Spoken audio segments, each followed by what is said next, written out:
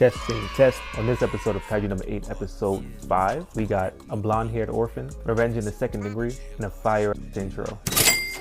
Y'all know what time it is. It's your boy Dan, the one, the legend, the myth, the one and only. It's me. Shout outs to Howard. He's still in Morocco, I think. I don't know where he at really. He put in the paperwork. We send him off. He out of here. I probably have like 5 shows I'm currently watching I'm really invested in, and Kaiju number 8 is one of them.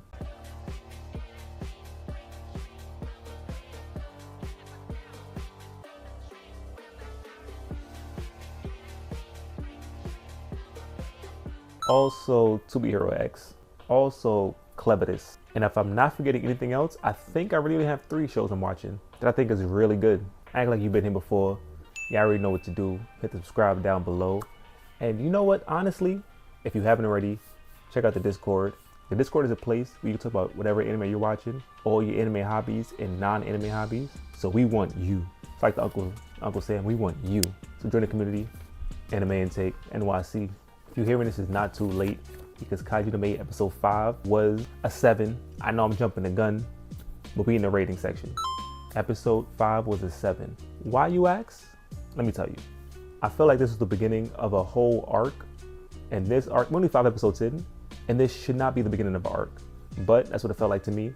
And we're gonna open up the doors to now training. This is a training arc to fight Kaiju number 9. Squad 1 captain is now training Shinomiya. And honestly, I feel like he should be training himself, but that's a whole nother story. I doubt I'll ever rate this show below a 5 because of the intro. Intro bias for me. Now, I was saying all that hot shit about Dan intro was like, come on, just the intro. Dan intro was get him out of here. It's not that hard.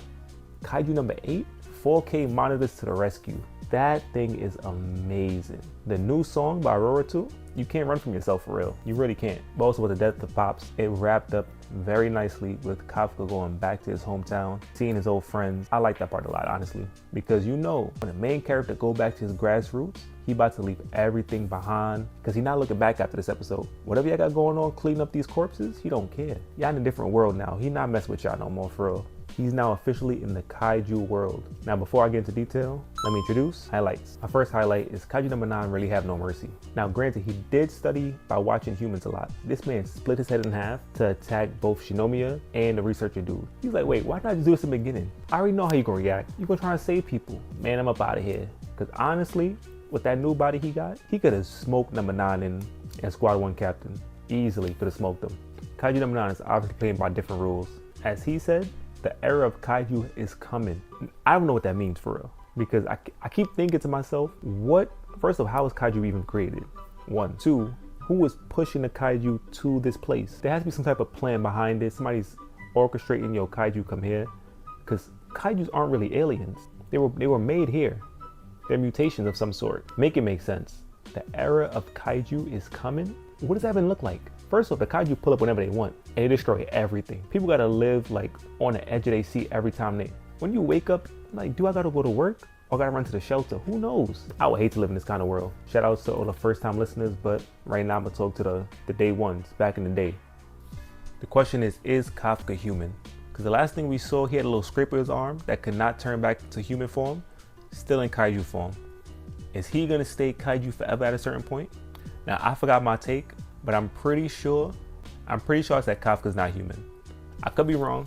Go back and check in old videos. Kafka ain't human no more. That boy is different. He's a mutation. And what further proves my point of why he's not human, I want y'all to go back 20 minutes and 26 seconds. He was on the rooftop talking to Squad 1 captain, and I forgot what he said, but he said, I'm ready for whatever. And his voice was so distorted. He had his Kaiju voice in human form. I don't know if y'all peeped that. I don't know if y'all already seen that. I don't know if y'all heard it for real. Captain 1 scratch his ears out. He like, all right, cool. In my head, I'm like, he heard that. Because I heard that. That voice was Kaiju voice. Kafka dead low key. Before we get out the highlights, every episode I'm gonna have to highlight. The intro is amazing. The music, the animation, the story it tells you. You got it. You got it. Because I get everything off my chest. Hot takes. Do we believe that somebody's behind Kaiju number 9? Because he cannot be pulling all these strings on his own. He in the mud fighting everybody and pulling strings. Come on. And then Kaiju number 9, he's still alive, but Kaiju number 10 is low-key not really alive, but held captive. Like, they defeated Kaiju number 10 in the same day they found the man. But Kaiju number 9 is still out here in the streets. But who's behind Kaiju number 9? Who's behind the Kaijus in numbers in the first place? Because that Kaiju number 1 with the future sight, oh my gosh. If there's one Kaiju power I would want to have, is number 1. That future sight is fire. I can predict your movements through my eyes. That's some Rudeus Grey Rat stuff right there. Even though I think Kaiju number 9 is smart enough to do it, I think he has some help somewhere. Because he's able to control other Kaijus and stuff. He got some help somewhere. He has a benefactor somewhere, somehow. I didn't read, so I don't know, but I'm pretty sure you guys know. In my last hot take. Not so many hot takes, I was enjoying this episode way too much. I'm like, yo, y'all got this. I don't really have any questions. I was just enjoying it, fully immersed into it. I was just enjoying it so much. I said last episode, I don't think Shinomiya is gonna be that strong in the future. I think she's gonna get up to like maybe like sub-captain level or vice captain level. Maybe just about to reach that point. I don't think she's gonna be stronger though. What I do think is that she'll be more equipped with her weapon. I feel like she'll master that even more than she has before. I feel like she'll master her weapon even more than she has now. But stronger? I don't think so. I think it'll be like the Naruto Chunin exams. It's like Naruto been stronger than a Chunin. Really think about it. Naruto skipped from, what is it, Genin? All the way to Hokage? Did at some point he gets Chunin and then Jonin? When did he become a Jonin? He jumped from that to Hokage? That's the American dream right there. That really is. But Shinobi does not have a dream, a chance, prayer of becoming captain. Not at all. And I know you're asking like, why are you hating on her? Why are you hating? It's not hate. You have to put it in perspective. Whenever they like, this person has the potential to be something, odds are they never become that. It's always the illusion, and people always stand on the leg that, oh, they said they could be strong as this, this, and this, but they never do. I don't know why they do it, but they do.